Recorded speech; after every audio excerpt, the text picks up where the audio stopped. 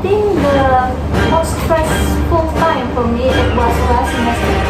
These hormones make our heart beat faster and increase blood pressure and prepare our body to react. It's called the fight or flight response. Actually, stress itself isn't always a bad thing.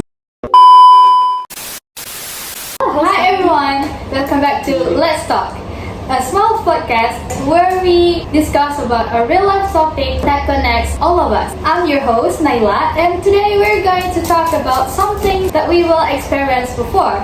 Can you guess it? Okay. Yes, stress.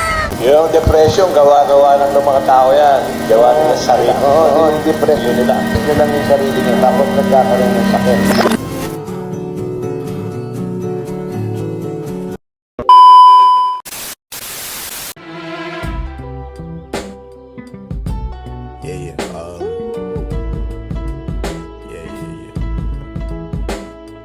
That's the way every day goes. To start off, let me ask you a quick question. Have you ever felt your heart is racing before an exam?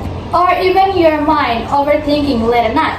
So that's stress doing its job. Today, I'm not alone. We visited by two of my friends. Can you say hi to the camera? Hi! So this is Fina and Zakia. Before we move on to our guest, let's talk a bit about what stress really is. Are you sleeping restlessly, feeling irritable or moody, forgetting little things, and feeling overwhelmed and isolated? Don't worry, we've all been there. You're probably just stressed out. Stress is our body's response when we face challenges or pressure. A little stress sometimes can help us to focus, but too much of it can really affect how we think, how we feel, and how our body works. So now, let's moving on to our first guest. Fina, you have mentioned before that you had a pretty stressful time recently. Can you share with us what kind of situation that made you feel that way?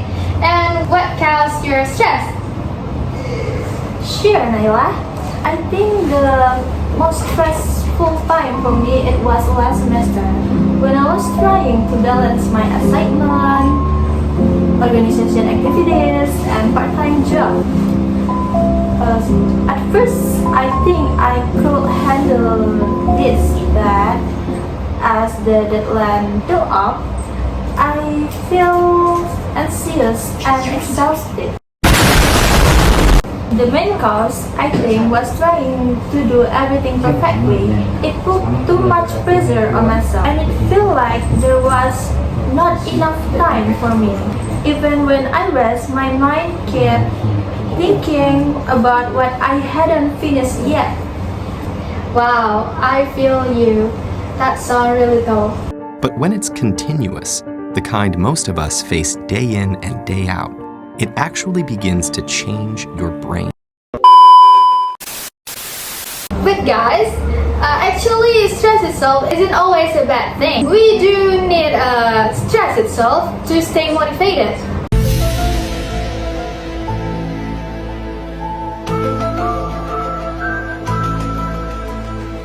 Stress isn't always a bad thing. It can be handy for a burst of extra energy and focus, like when you're playing a competitive sport or have to speak in public. For example, when we start to presentation or exam, we need stress to stay alert. But the problem is when stress is too much and lasts long, it can affect our body and brain. Speaking how stress affects our body, so let's move to our second guest. So Zakia, can you tell me what effects when stress is lost long affect our body and brain? Of course, Naila. When we are stressed, our brain releases hormones like cortisol and adrenaline. These hormones make our heart beat faster and increase blood pressure and prepare our body to react. It's called the fight or flight response. But when stress happens too much or lasts too long, it becomes chronic stress. This can damage the part of the brain responsible for memory or emotion control, like the hippocampus.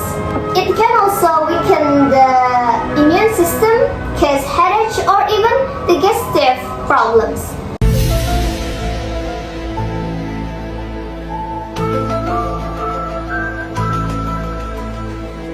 Basically, stress doesn't stay in your mind, but it affects your whole body.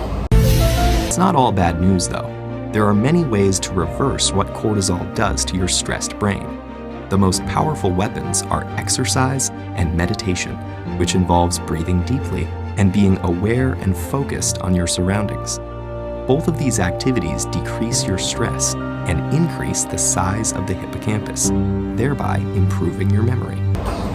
Wow, that's so interesting, Zakia. So, based on Zakia's explains, stress isn't just about emotional thing. It can affect our whole body. So, to wrap it up, our talk today, I think we all agree that stress isn't just something that we should avoid, but we can learn to manage it.